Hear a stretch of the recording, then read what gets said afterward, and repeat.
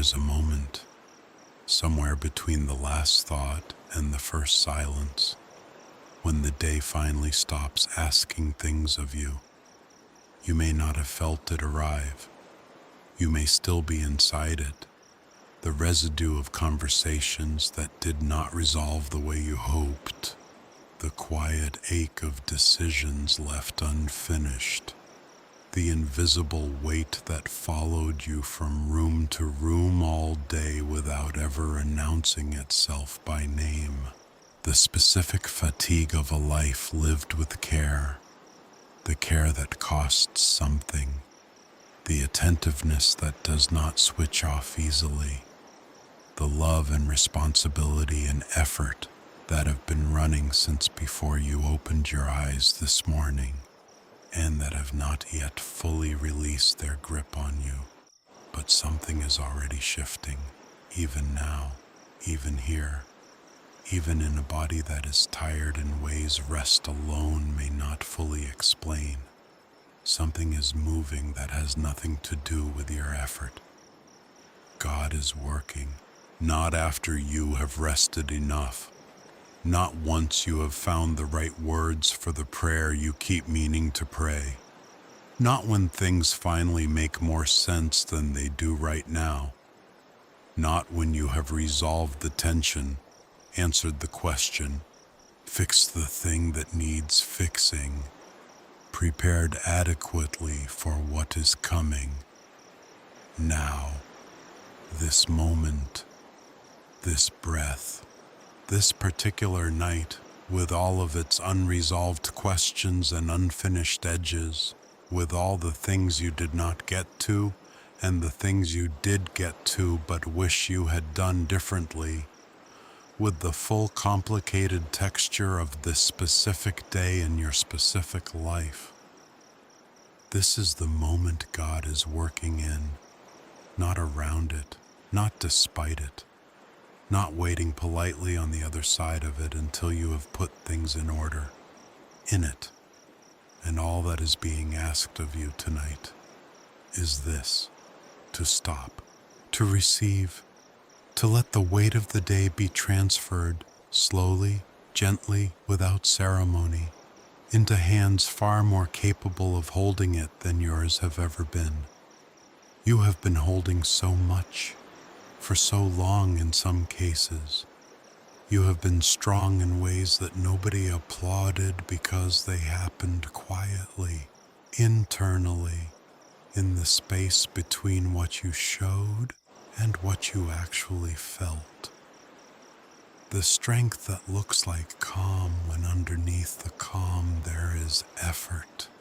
The steadiness that costs something to maintain. The way you have kept showing up for the people who depend on you, for the work that needs doing, for the life that keeps asking things of you. Even on the days when showing up required more than you felt you had, that is seen, every bit of it, every quiet act of faithfulness, every moment of choosing presence over withdrawal, every prayer breathed into a car or a bathroom, or the space between tasks when no one was watching.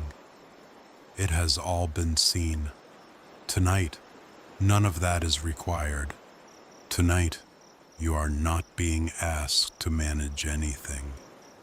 You are being invited to rest, not the rest that comes from having solved everything, not the rest that arrives when all the circumstances finally arrange themselves into something you can accept, not the rest that feels earned because the day went well and you performed adequately and the list got mostly done.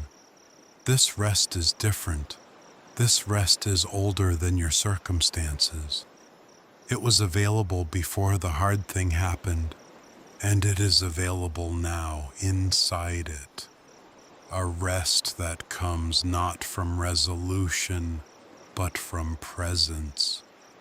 His presence, right here, right now, in whatever this room holds, its familiar shapes in the dark, the sounds of a house settling, the quality of air that belongs specifically to this time of night, in whatever this night carries, in whatever the silence reveals when you finally stop filling it with the sound of your own thinking. There is a quality of darkness in the late night hours that belongs to nobody, not to the demands of the day, not to the obligations of tomorrow, not to the relationships and responsibilities and rhythms that structure your waking life. These dark hours are different. They have a texture all their own, a softness, a permissiveness, a quality of not asking that is almost foreign to the rest of your hours. You do not have to earn your place in this darkness. You are already here, already allowed, already welcome, without condition or qualification, in the quiet that the night offers freely to everyone who is tired enough to receive it. Close your eyes if they are not already closed. Let your body begin to remember what it already knows, how to soften, how to release, how to give itself to stillness the way water gives itself to a place of rest. Your body has done this thousands of times. It knows the way. You do not have to guide it. You only have to allow it. There is nowhere you need to be right now. There is nothing you need to become. Just this. Just here. Just the quiet act of allowing tonight to be what it is. Not a problem to solve. Not a transition to manage. Not a space to fill productively before tomorrow arrives. A gift. A dark, quiet, sacred gift. Hours that belong entirely to rest. To God. And to the deepest part of you that has been waiting all day for exactly this moment. There was a man once, and the distance between his story and yours may feel enormous at first, because his name has been spoken in churches and written in ancient texts and surrounded by the weight of history. But strip away all of that for a moment. Forget the stained glass version. Forget the flannel board childhood image. Forget the musical, the sermon series, the way the story has been told so many times that it has lost some of its raw human texture.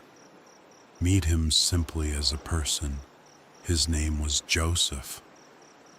And he was in the dark, not metaphorically, not as a spiritual exercise, not as a short-term test from which he would emerge quickly with a lesson and a testimony.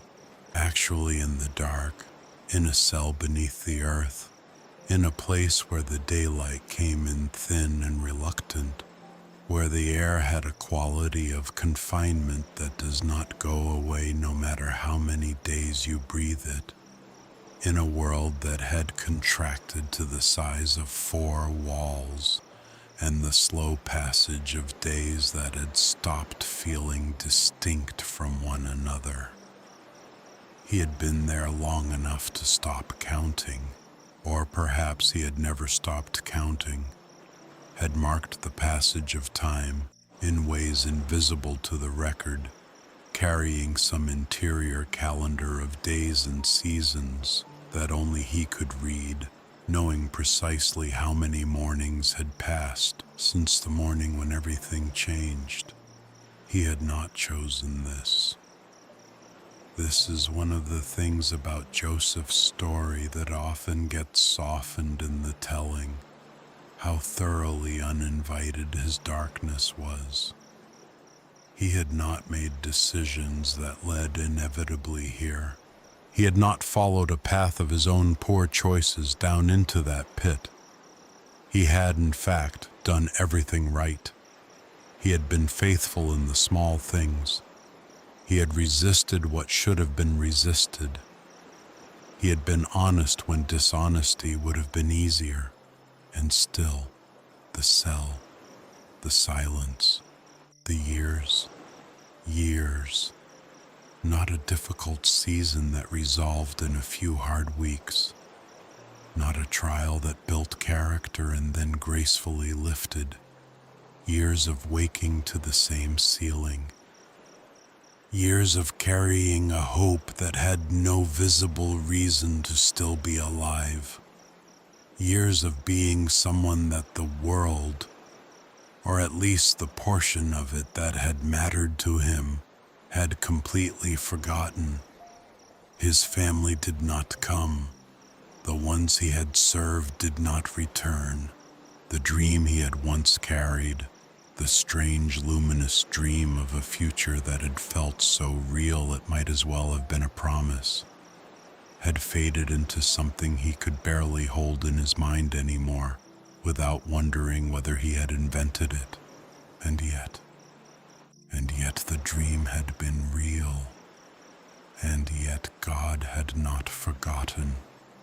And yet something was being arranged in the invisible architecture of time and circumstance that Joseph could not see, could not access, could not have constructed with all the intelligence and faith he possessed. It was happening without him, while he slept, while he lived the ordinary, repetitive, unglamorous life of a man who had been overlooked, while he got up in the morning and lay down at night and did the small things available to him in that diminished world. Something enormous was being prepared, in a palace he had never entered, in the mind of a king who had never spoken his name, in the quiet, invisible, sovereign machinery of a God who does not require our awareness in order to work. Before we continue, I want to pause here, not to teach something, not to draw a theological conclusion from what we have just seen, but simply to acknowledge something that the story of Joseph makes very clear. If you look at it honestly rather than through the frame of the ending, faithfulness costs something. It cost Joseph something. It cost him years. It cost him the freedom and the future he had imagined for himself. It cost him the family he had been taken from, and the life he had been building, and the sense of a God-directed story that was moving in a recognizable direction toward a recognizable good. For years, there was no recognizable good. There was just the cell, and the ceiling, and the passing of time, and the faithfulness that continued anyway. Not because it was easy, not because he felt spiritually vibrant and close to God in every hour of every year, but because something in him, some quality of character that had been built over the years before the difficulty arrived, or perhaps built in the difficulty itself, or perhaps given as a kind of grace he could not entirely account for. Something kept him oriented, kept him choosing day by day to remain open rather than closed, to remain faithful rather than bitter, to keep the posture of trust even when the content of trust, the felt sense of God's presence and direction, had grown very quiet. That kind of faithfulness is not celebrated enough.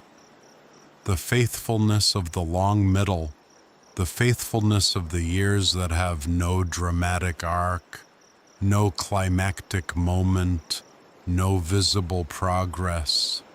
The faithfulness of waking up again to the same circumstances and deciding again, without fanfare or applause, to keep going.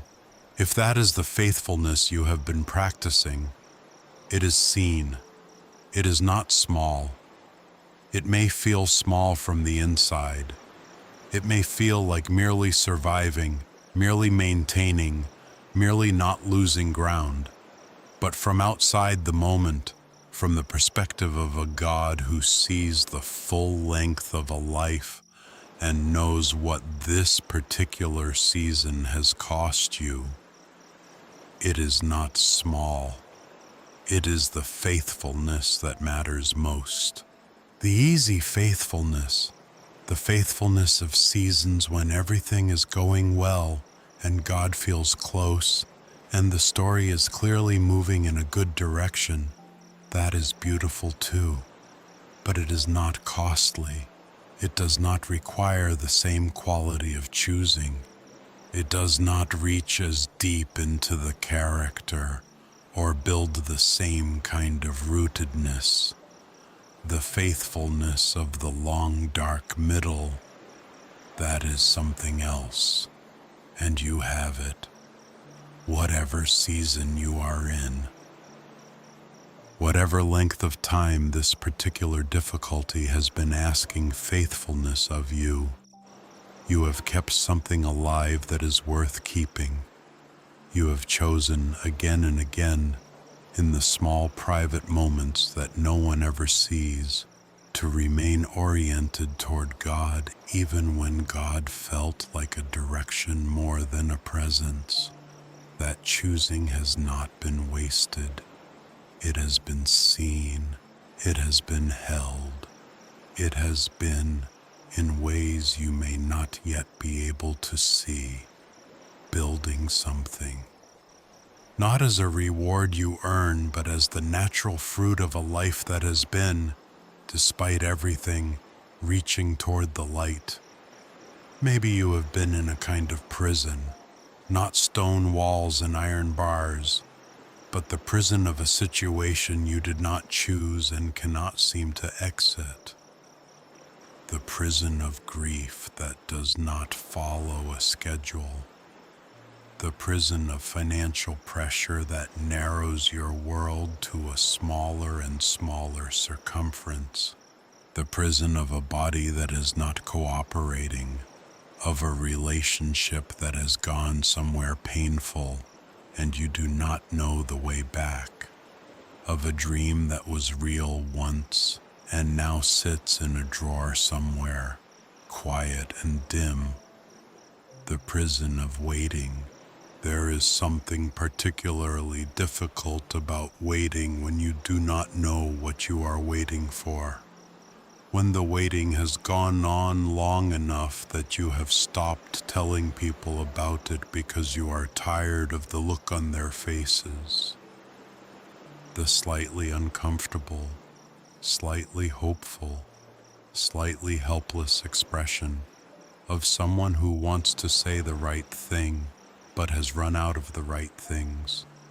You have carried this privately. You have been braver than you look, more faithful than you feel, more held together in public than you have been in the quiet, honest hours of the night.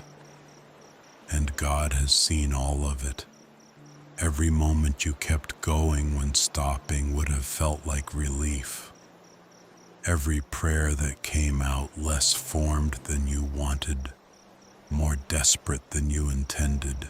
Every night you lay down with a heart full of things you could not fully name, carrying hope and doubt in the same body at the same time, trusting and struggling to trust simultaneously. God has been present for all of it, not watching from a distance, present, close. Attentive in the way that only perfect love can be attentive, not missing anything, not growing impatient, not recalculating your worth based on how well you are managing your circumstances.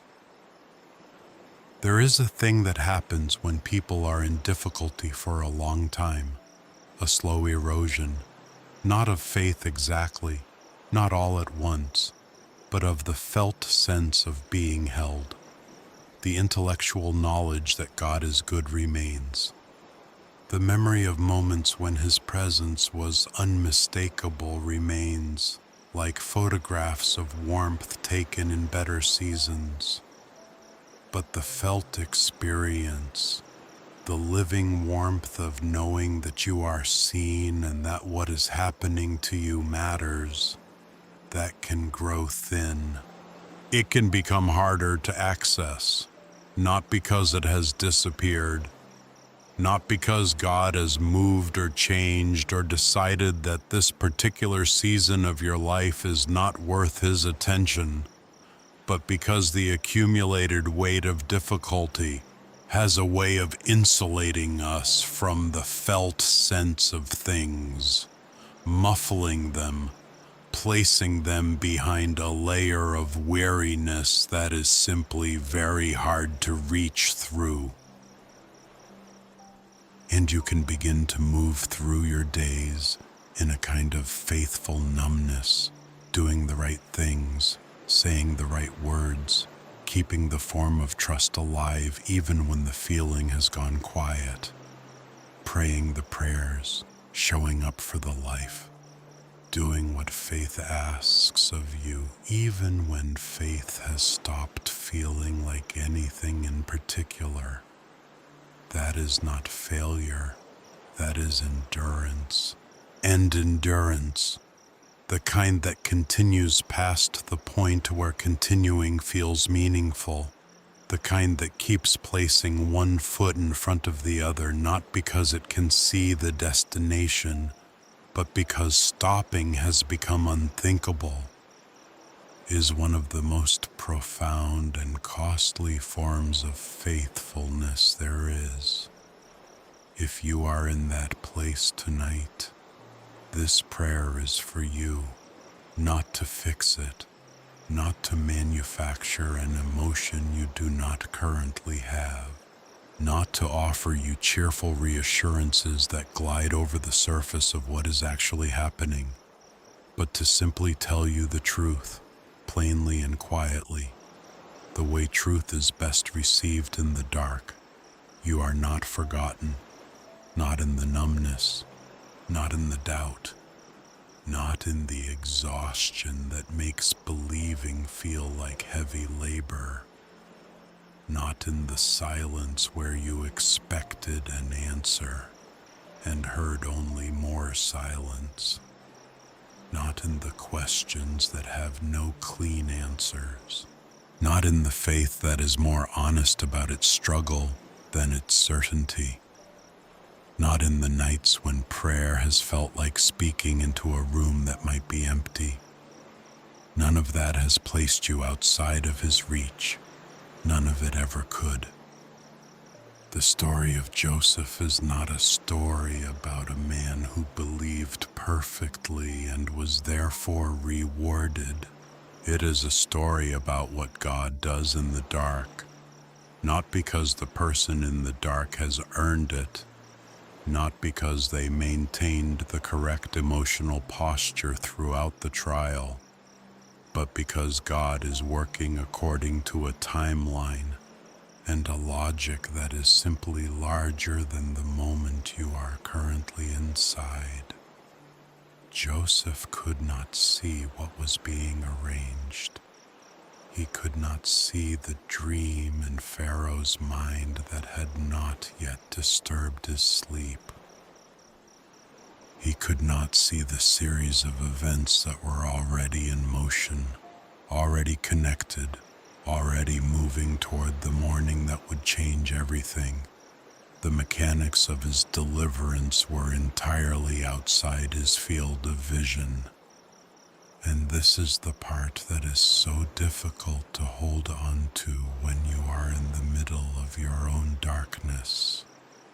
The thing that will change everything for you may already be in motion, not maybe, not perhaps if you believe correctly, but actually, genuinely right now.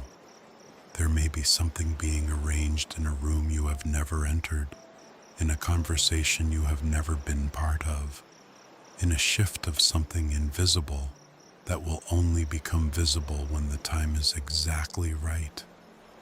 You just cannot see it yet. And tonight you do not need to, because seeing it is not your job right now. Your job right now is so much simpler, so much more available, so much more within reach than seeing it.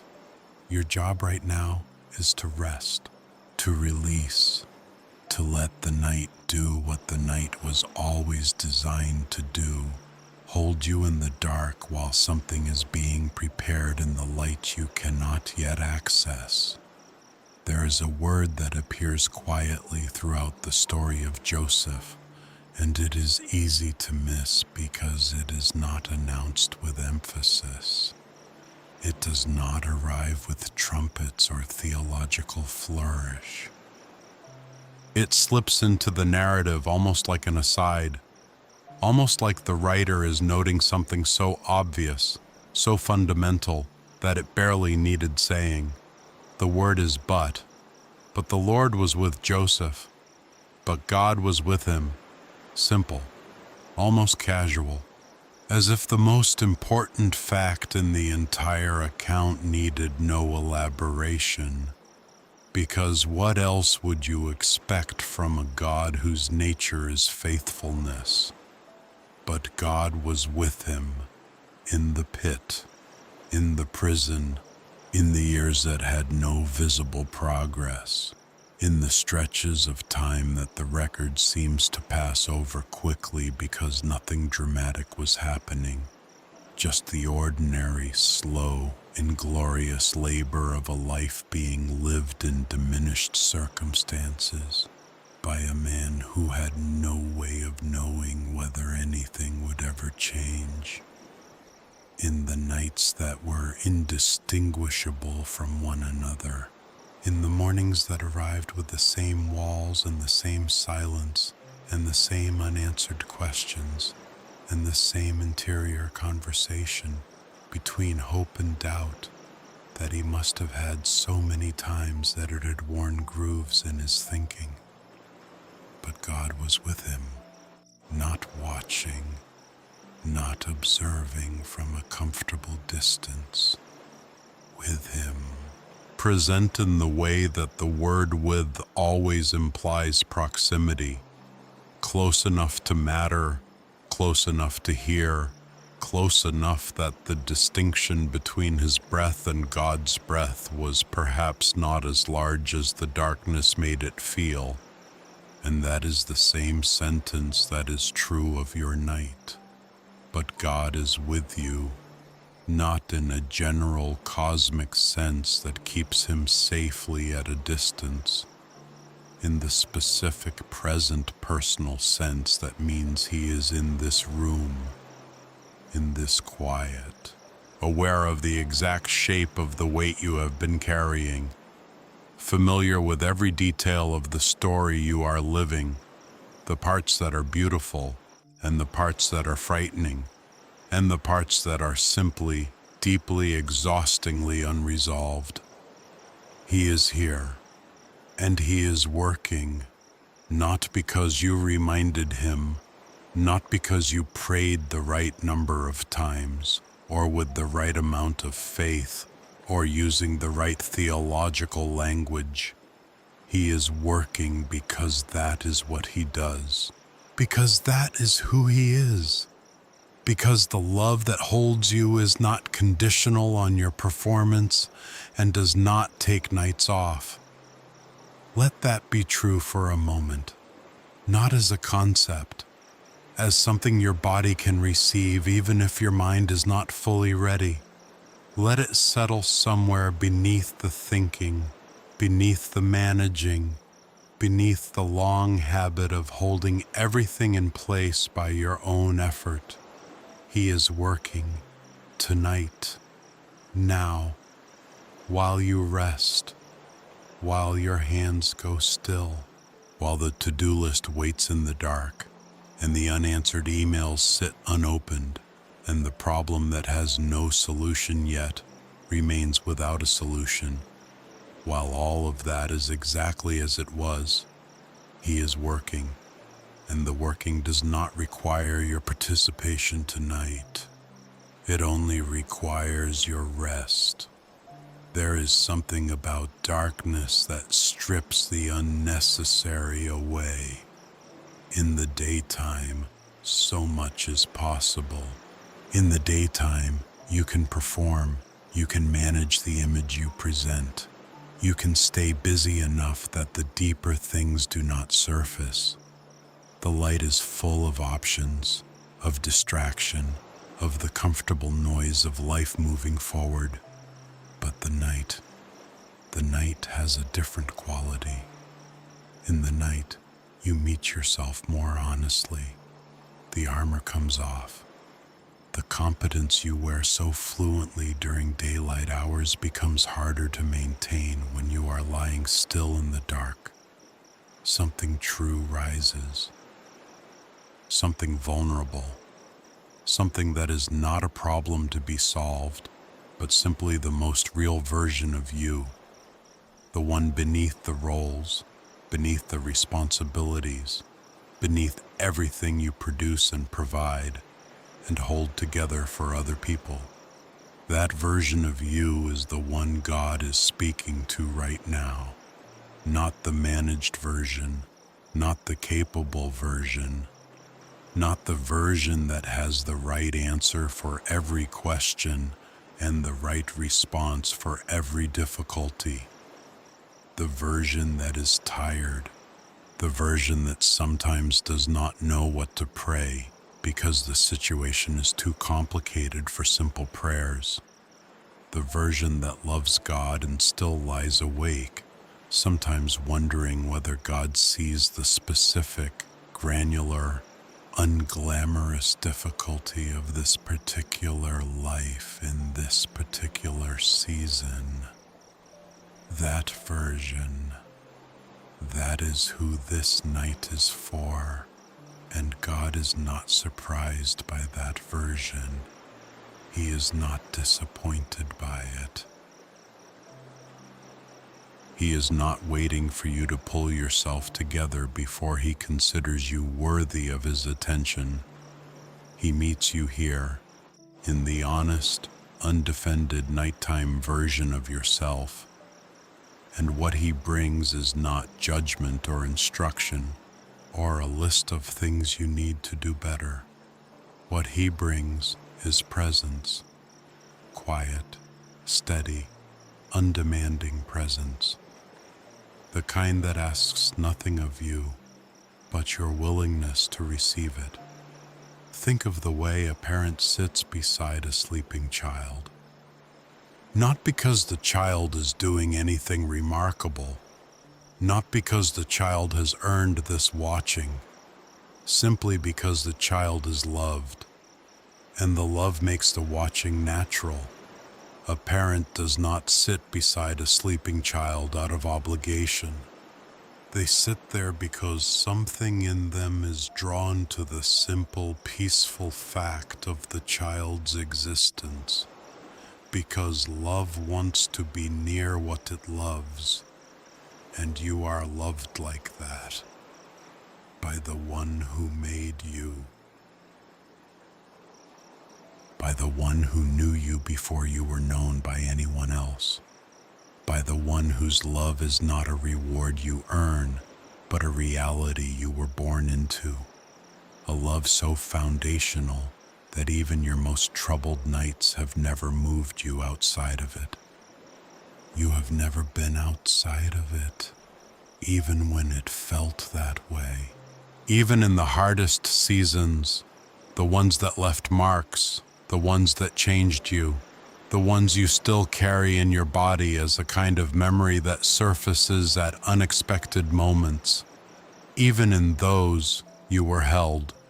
You may not have felt it. The feeling may have been entirely absent, but the holding was real, and the holding is real tonight. Let your shoulders release a little if they are carrying tension. Let the muscles in your face soften if they have been holding an expression of effort or worry without your being aware of it. Let your breath come a little more slowly, a little more deeply, not as a technique, but as a response to the truth that there is nothing to brace for tonight. You are safe here. This night is safe. Whatever tomorrow holds, and it may hold real things, difficult things, things that will require your full attention and your best effort, tomorrow has not arrived yet.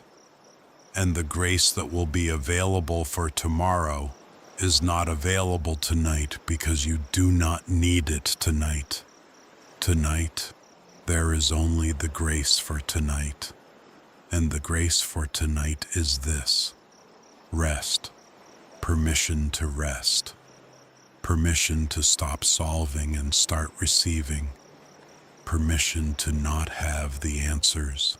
Permission to be a human being who is finite and tired, and in the middle of a story whose ending has not yet been written, and to be entirely, completely, unashamedly at peace in that place. Joseph did not know his story had a good ending. He could not have known. There was no vantage point available to him from inside that prison cell that would have allowed him to see the shape of what was coming. He had a dream from years ago, fragile, partial, strange, and he had a God who had not explained anything, and still, somehow, the faithfulness continued.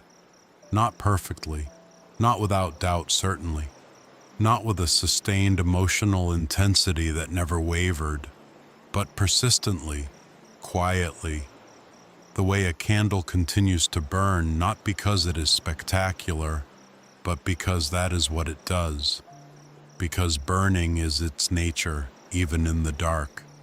Your faithfulness has been like that, persistent, quiet, continuing not because everything feels certain, but because something in you knows, beneath the feelings, beneath the fears, beneath the long nights of uncertainty, and the days when God has felt more theoretical than present.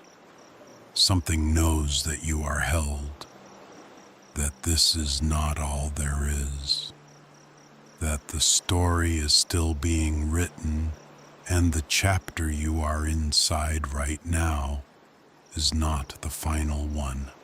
That the God who has been faithful before has not changed his nature simply because your circumstances have grown difficult. That knowing is not nothing. It may feel like almost nothing. It may feel like the most fragile and attenuated version of faith you have ever carried.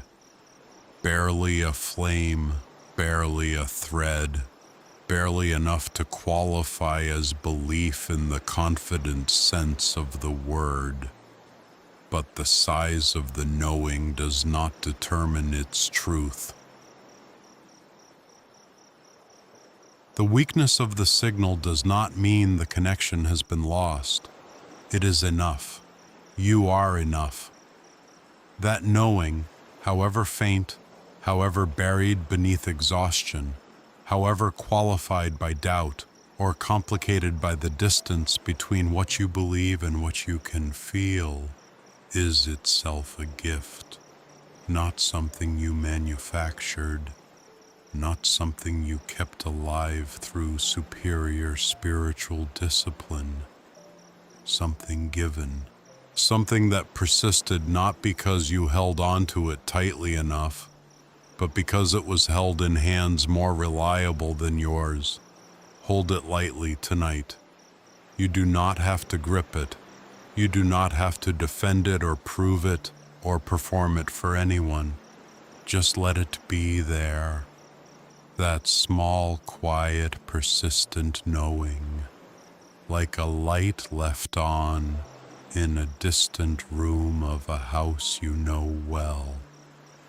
Enough to orient yourself by even in the dark.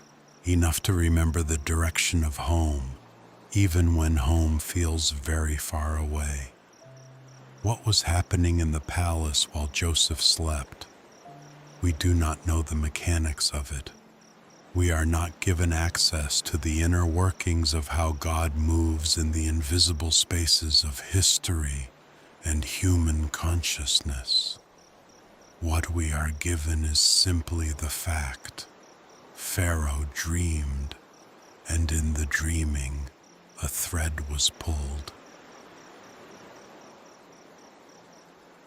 And in the thread being pulled, a series of events was set in motion that would reach all the way down into a forgotten cell and find a forgotten man and change everything. The movement began with a dream in the night. It began while people were sleeping. There is something in this that is almost too tender to look at directly. That God would choose the sleeping hours, the hours of vulnerability and unknowing and complete non-participation, to begin the thing that would change everything. That He would not wait for the morning, for the active, alert, striving hours. That the restoration would be seated in the dark, in the quiet, in the place of rest.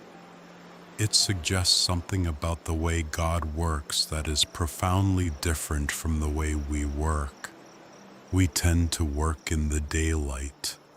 We tend to believe that progress requires our effort, our wakefulness, our active engagement. We push, we plan, we strategize, we make things happen or we watch them not happen, and we try to understand why. We lie awake and rehearse the possible solutions and run the options until the options run out, and we are still lying in the dark with the same problem and a body that is more exhausted than when we started. But God works in the night too. God works in the seasons of your life where nothing visible is happening. God works in the years that feel like waiting. God works in the silence between your prayers and their answers. God works in the ordinary, repetitive rhythms of a life that does not feel, from the inside, like a story heading anywhere in particular. The months that feel like treading water, the seasons that feel like a long, slow diminishment, the stretches of time that you will not know how to describe later except as hard, or quiet, or simply long.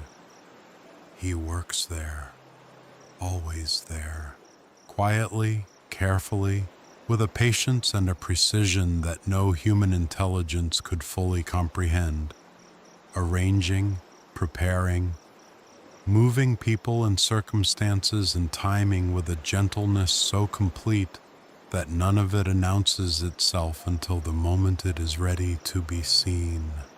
Not a moment before, not a moment after. The timing is not random.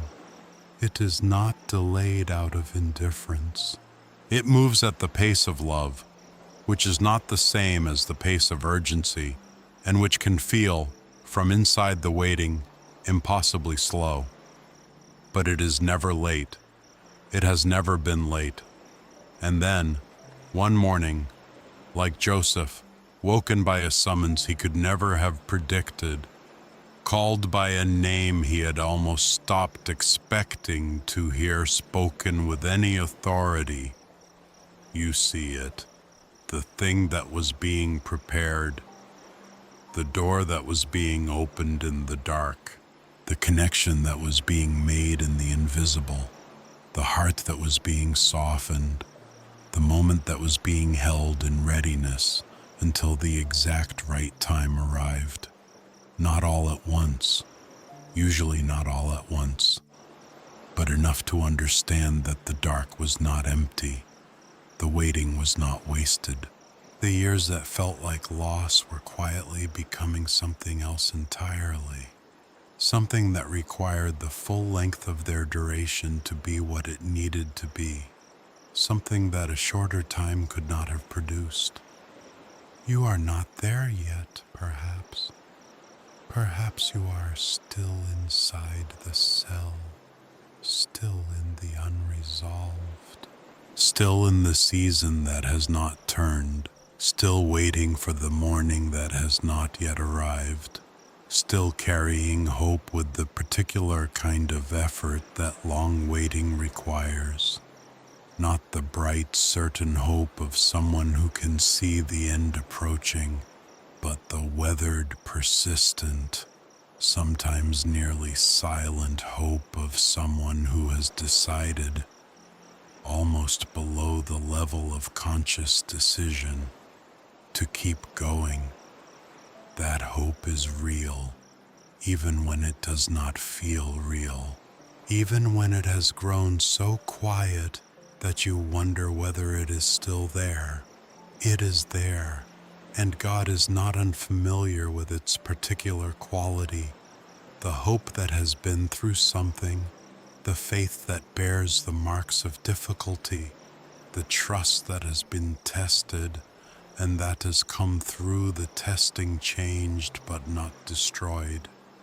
He honors that kind of faith, perhaps more than he honors the kind that has never been asked to keep going past the point where it was comfortable. You are in his hands. You have always been in his hands, and his hands do not let go. There is something I want to name before we go further into the quiet. It is the specific, personal, individual weight of your life right now. I do not know what it is called. I do not know the name of the situation or the relationship or the fear or the loss, but you know, and God knows, and that knowledge, held between the two of you in this room tonight, is not nothing. It is everything. The particular shape of your difficulty is not generic. It is not a category or a type or a variation on a universal theme that can be addressed with universal language. It is specific. It has details. It has a history. It has moments when it has felt manageable and moments when it has felt like too much. And the distance between those two experiences has sometimes been as small as a single conversation, or a single night's sleep, or a single moment of grace arriving unexpectedly in the middle of an ordinary afternoon.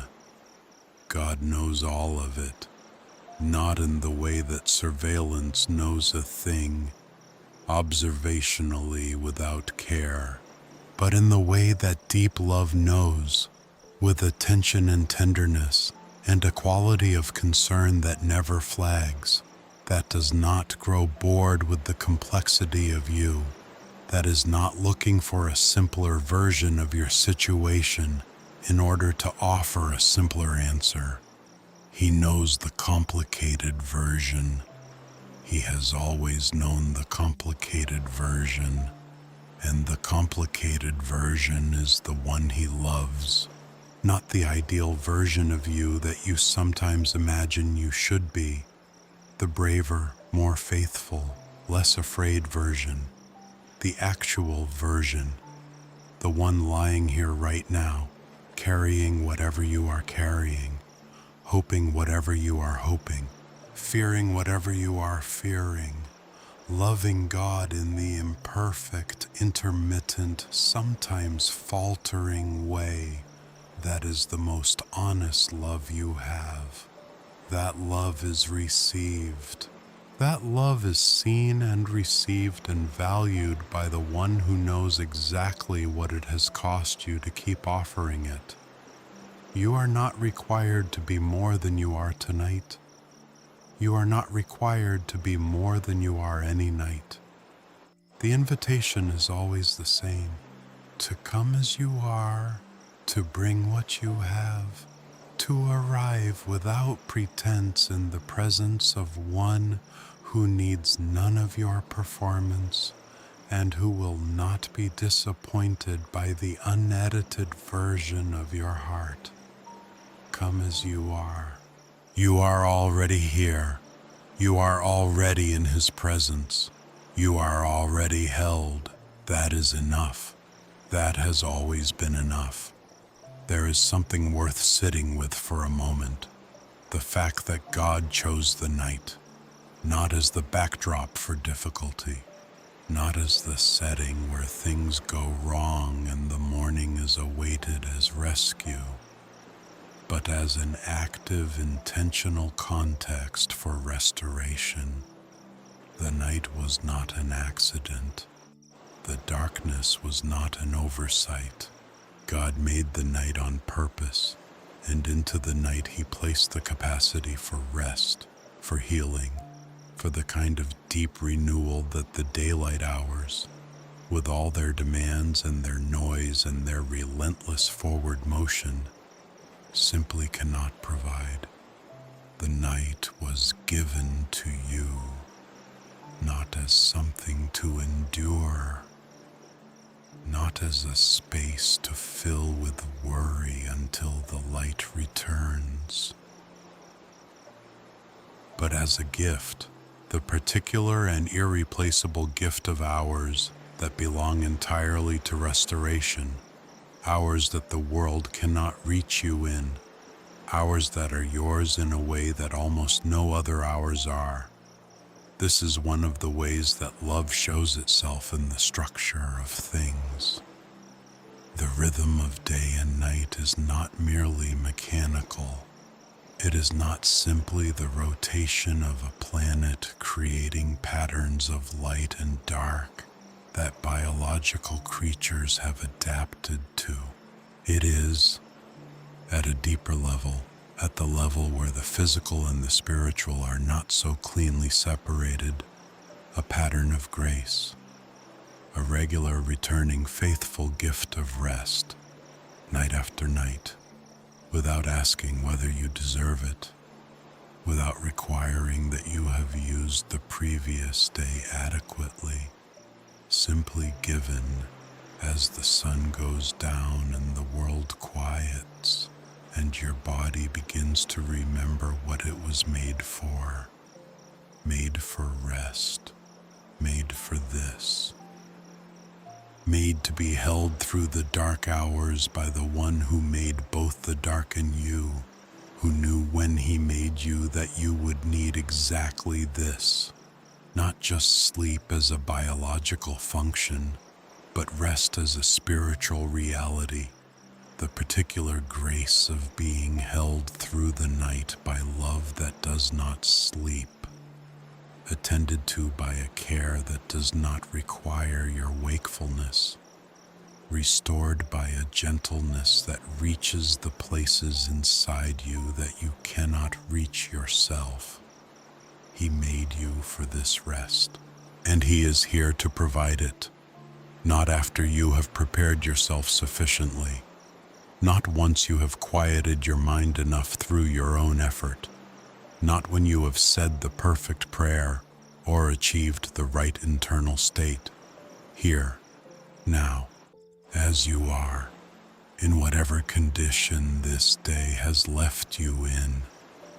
Here, let the rhythm of your breathing slow a little more, not forced, not controlled, simply allowed to find its own natural pace, the pace that your body knows, the pace that belongs to rest, deeper and slower than the breath of a busy hour, gentler and more open than the breath of anxiety or effort.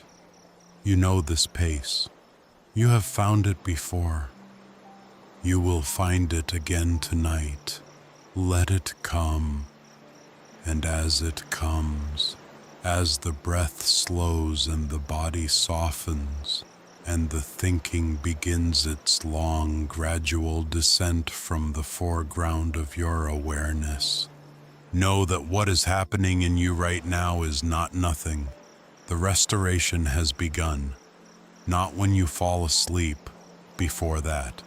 Now, in the willing, the opening, the turning toward rest with whatever willingness you have, in the simple act of having come to this place tonight, of having given this hour to something other than striving.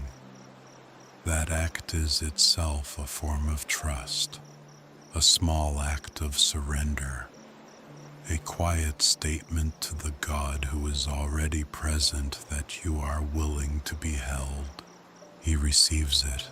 He has always received it. Every night you have ever laid your life down and trusted the darkness to carry you to morning, He was there. Every night when sleep came quickly and gratefully, every night when it came slowly and reluctantly after a long fight, every night when it came in pieces, interrupted and shallow, and you woke more tired than you lay down.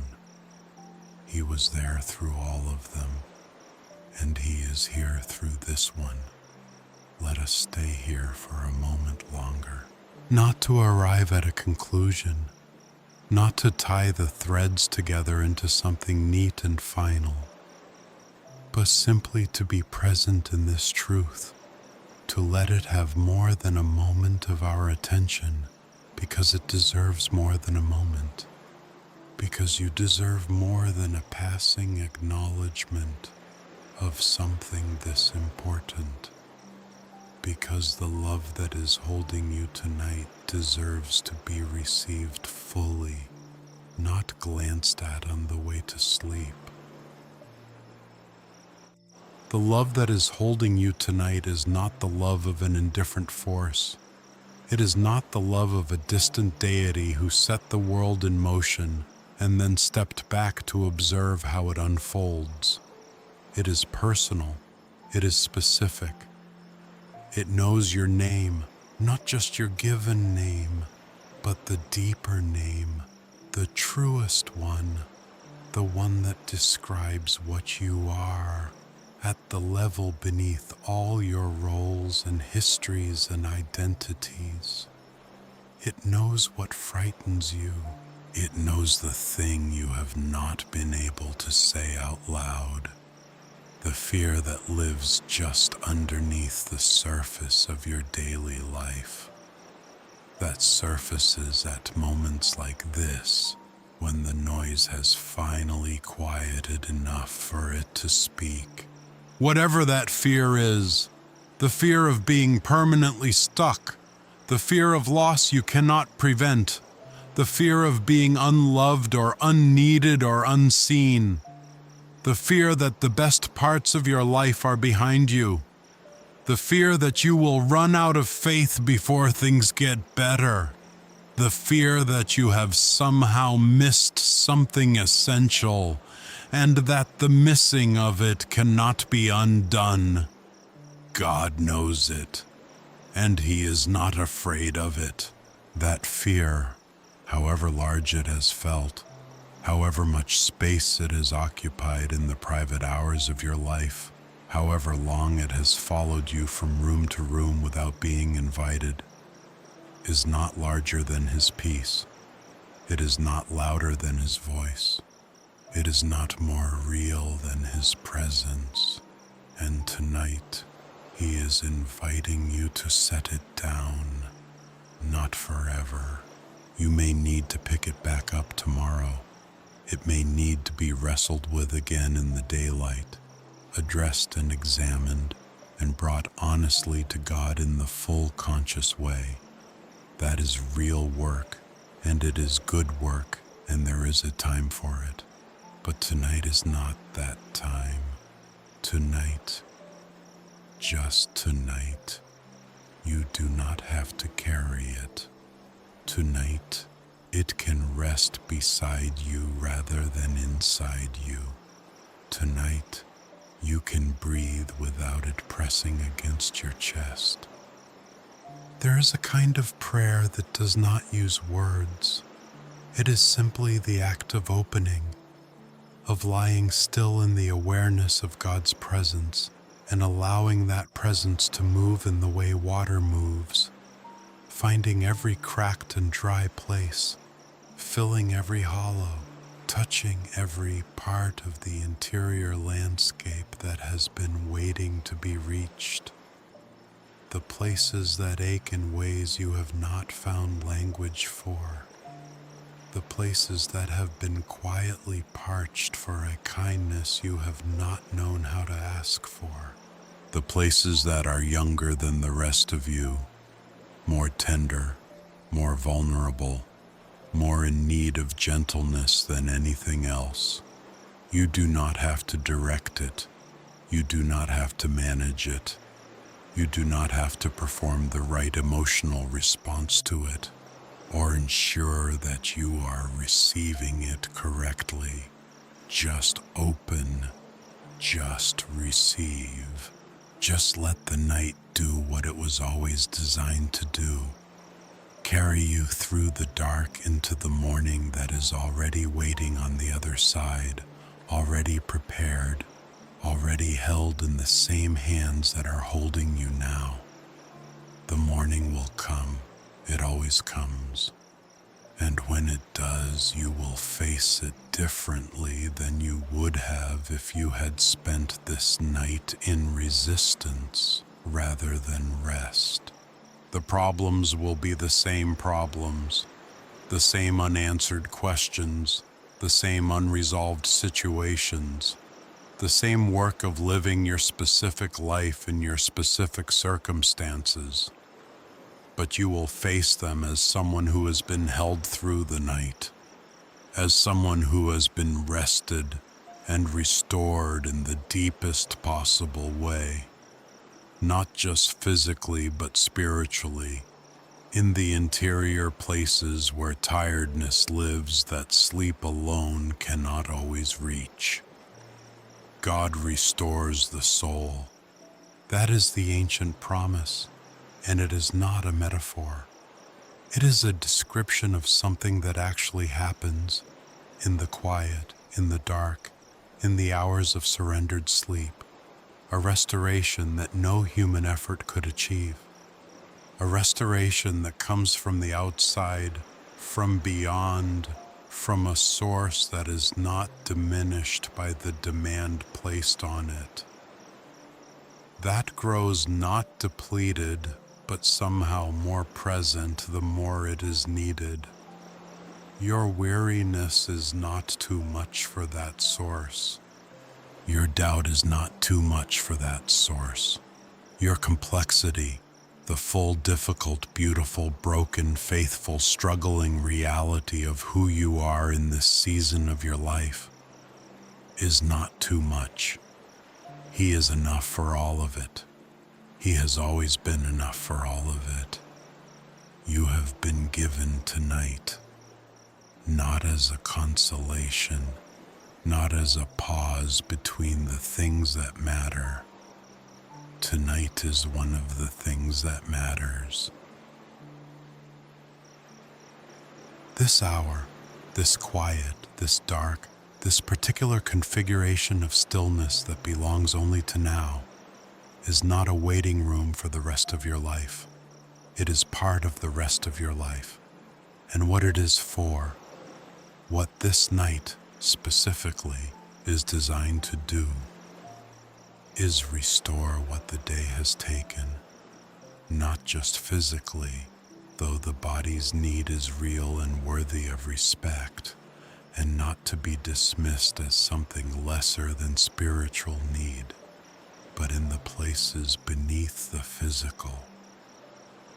In the interior places where the tiredness of living accumulates over time, the small abrasions of a life lived with care and attention and love for people and things that matter.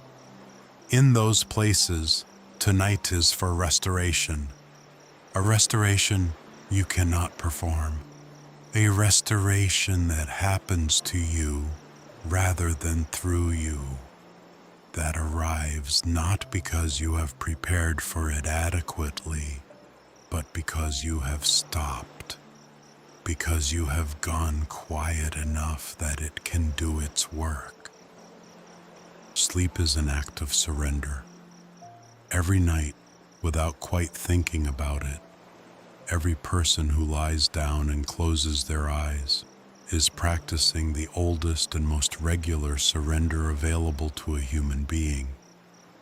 The surrender of consciousness, of control, of the vigilance that the waking hours require, the trusting of the dark, the releasing of the day, the willingness to become temporarily vulnerable, temporarily undefended, temporarily dependent on something other than one's own awareness to hold things together while the self resets. And God honors that surrender every night, without exception, without requiring that the person who lies down has had a particularly faithful day, or a particularly pure heart, or a particularly clear conscience. The grace of sleep does not discriminate on those terms. It is given to the weary indiscriminately, the way rain falls on whatever is beneath it. But there is something that can happen when sleep is received in awareness of God's presence that goes beyond the restoration of the body. When the surrender is conscious, when there is even briefly, even imperfectly, an orientation of the heart toward the one who is already present, the ordinary gift of sleep becomes something more. It becomes communion. Not in a mystical sense that removes it from the ordinary, but in the simple sense that you are not alone in this, that the one who is always present is also tonight particularly near, that the surrender of sleep is being held by something, someone who receives it as an offering, who takes the gift of your release and works with it through the night, restoring, preparing, holding you in the dark the way the earth holds a seed, in a darkness that is not hostile but generative, not empty, but full of the slow and invisible work of growth that will not announce itself until the appointed time. You are held like that tonight, in a darkness that is not hostile, in a quiet that is not empty, in the particular grace of this night that has been given to you. Not by accident, not by the mere mechanics of time passing, but by the deliberate, faithful, personal love of a God who has not forgotten you, and who will not stop working on your behalf simply because you have finally, gratefully surrendered to sleep. He will be here when you wake, exactly as he is here now. And perhaps in the morning, or in the days after this night, you will notice something that was not there before, a small shift, a quiet steadiness, a quality of okayness that you cannot entirely account for, a sense that something has settled that was restless, a gentleness in the world that was not accessible yesterday. That will be this night's work made visible. Rest in it. Receive it now, before you even see it. Trust that the night is doing what it was always designed to do. Let your breath slow now. There is no more to think about tonight. The thinking has been generous and the day has been long, and the mind has done its work. Perhaps more work than it needed to do, more than its share, carrying what was not always its to carry, holding what was not always its to hold, rehearsing what did not need to be rehearsed again, solving what could not actually be solved tonight, but that the mind kept attempting anyway, the way a hand keeps reaching for something that is no longer there out of habit rather than necessity. You can let it be still now, not empty. You are not trying to achieve emptiness. You are not trying to stop being yourself or to silence the beautiful, relentless activity of a mind that cares deeply about its life. You are simply letting it come to rest the way a hand comes to rest, naturally, without effort, open. The thinking will be there tomorrow. The problems will be there tomorrow. The questions that have no clean answers yet will still be waiting, unchanged, exactly as you left them. But you will not be exactly as you left them. You will be rested. You will have been held through the night. You will carry something into tomorrow morning that tonight you are only beginning to receive. Something that does not have a name that works well in ordinary language. Something you cannot produce yourself or manufacture through effort or will. Something that is simply given in the dark, in the quiet, in the hours of surrendered sleep. Open is enough. The tension in your body, wherever it has collected, in your shoulders or your jaw, or the long muscles of your back, in the place behind your eyes where the day's concentration has left its mark, in the subtle clenching of hands that have been holding things all day without quite realizing it. Let it soften, not all at once, slowly. The way ice softens in warmth, not dramatically but inevitably, quietly, surrendering to something greater than itself without resistance, without loss, with only the slow relief of becoming what it was always meant to be. You are surrounded by warmth tonight, not the warmth of temperature, but of presence. The warmth of being known and loved and held in the specific darkness of this specific night by the specific personal faithful love of the one who made you and has not for a single moment, in all the days and nights of your entire life, let you go. He has not let you go. Think about the length of your life for just a moment.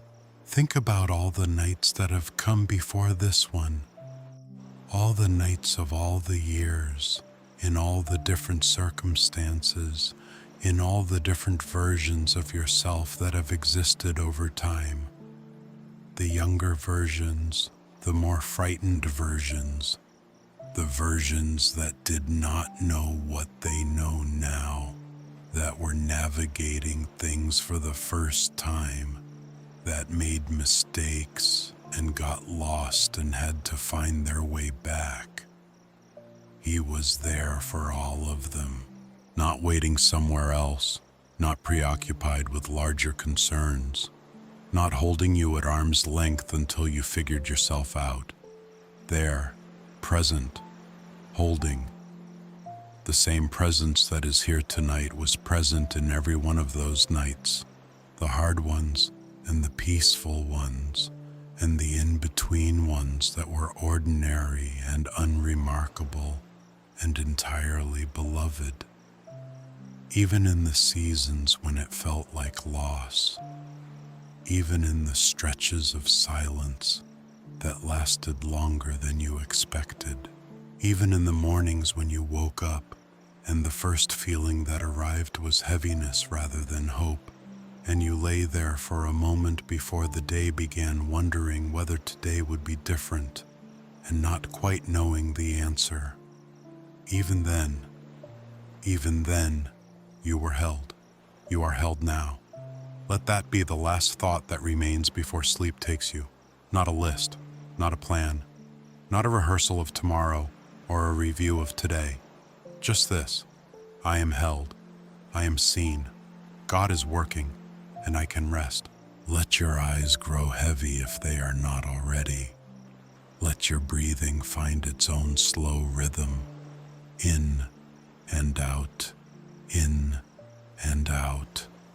each exhale releasing something that no longer needs to be carried through the night. Each inhale bringing in something quiet and clean and good, something that was always there in the air of this room, available to you, waiting only for the moment you were still enough to receive it. The night is long enough for all of your rest. There is no hurry here. There is no alarm in this place, no urgency, no demand. Only the long, dark, generous hours of a night that has been given to you. Given, not earned, as a gift of grace.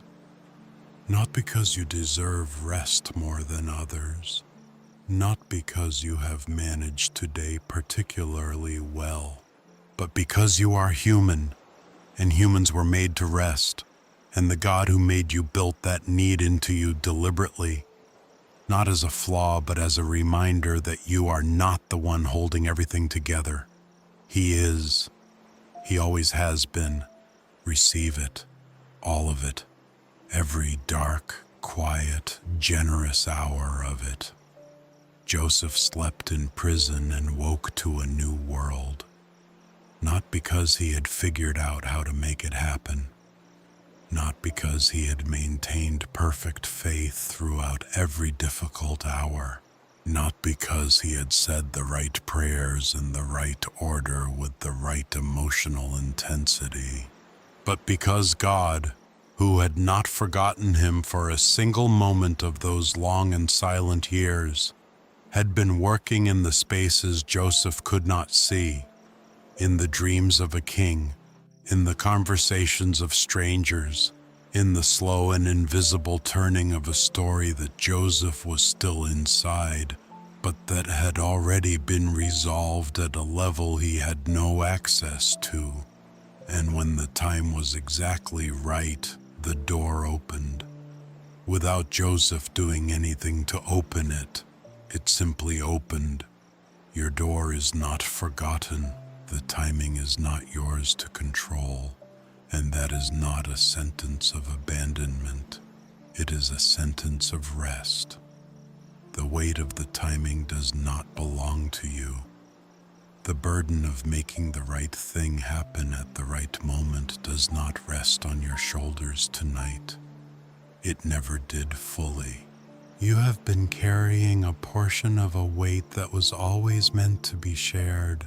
And tonight you are being invited, gently, without pressure, without the implication that you have been doing it wrong, to set down the portion that was never yours to begin with. You were never meant to carry it alone. You do not have to. Not tonight. Not any night. Rest now. You are in good hands, the best hands, hands that knew you before you were formed, that held the thought of you before you existed, that shaped you with intention, that have not been absent for a single moment of your life, even when their presence was invisible to you. Hands that have guided you through every season, the beautiful ones and the difficult ones, and the ones that were both at once in that complicated way that life sometimes is, joyful and hard in the same breath. Those hands are holding you now. Let yourself be held. Fully, without reservation, without the small interior bracing that says perhaps I should not relax completely. Perhaps I should stay slightly alert. Perhaps rest is a luxury I have not quite earned. You have earned nothing, and you need earn nothing. This rest is not a reward. It is a gift. It is grace. It is the nature of a love that does not calculate and does not withhold and does not require performance before it gives itself. Let yourself be held, soft, slow, still. The house is quiet now. The world outside is doing what it does, moving, turning, carrying its own weight through the dark hours. full of its own stories and its own sleepers and its own people who are also lying down somewhere right now, also tired, also carrying things, also in need of exactly what is available in this dark and quiet and sacred place. You do not have to hold any of it tonight, not your own weight, not the weight of the people you love, not the weight of the world that you care about and feel the pull of, that draws your concern and your prayer and your attention.